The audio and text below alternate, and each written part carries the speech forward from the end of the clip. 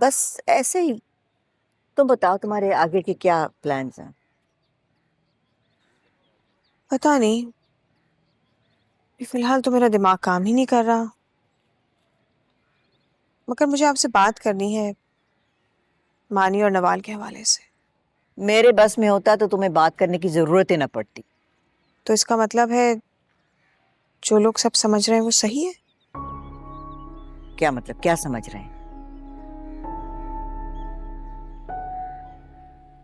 यही कि निम्रा का निकाह इसलिए नहीं हुआ क्योंकि आप लोगों ने निम्रा और उसकी माँ को राजी कर लिया मानी के लिए।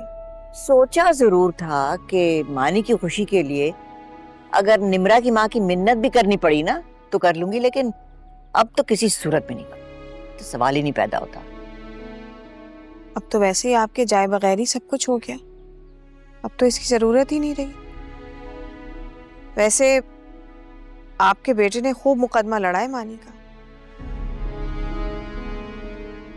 बहजाद को औरों को कायल करने का फन आता है। हम्म। काश कि तुम्हें भी कायल कर लेता। कायल कर लिया है, इसीलिए तो सोचने लगी हूँ उसके बारे में। उसे कायल करने का फन जरूर आता होगा, लेकिन कायल होने का फन नहीं आता।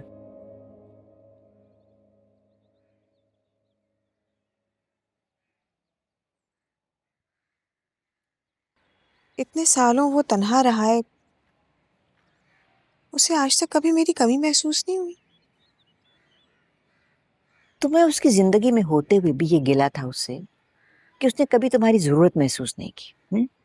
तो फिर खुद सोच लो कि तुम्हारे जाने के बाद उसने तुम्हारी कमी क्यों महसूस करनी थी।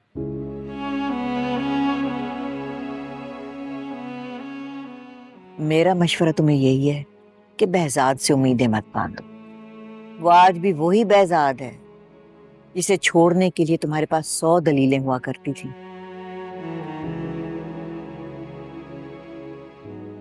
इतने सालों में सारी दलीलें दम तोड़ गई हैं पप्पू। बहजाद का आज भी तन्हा होना मुझे इस बात का यकीन दिलाता है कि बहजाद की पहली मोहब्बत महज एक शराब थी जिससे खौफजदा होकर मैंने उसे छोड़ दिया। मलिहा तो ऐसी गई कि लौटी ही नहीं, मगर मैं लौटना चाहती हूँ। मलिया तो कहिए ना पप्पू, यही ना कि मलिहा बहुत बेवफा निकली। मलिहा की बेवफाई का यकीन करने के लिए बहजाद ने बहुत लंबी तन्हाई की सजा काट ली। पप्पू अब तो हमजा और रूबी को भी मेरा वजूद बोझ लगता है। उनको लगता है कि जो कुछ हुआ उस सब की कसूरवार मैं हूँ। उन्हें गलत मत समझो दानिया। वो जो भी चाहते हैं ना तुम्हारे भले के लिए चाहते हैं।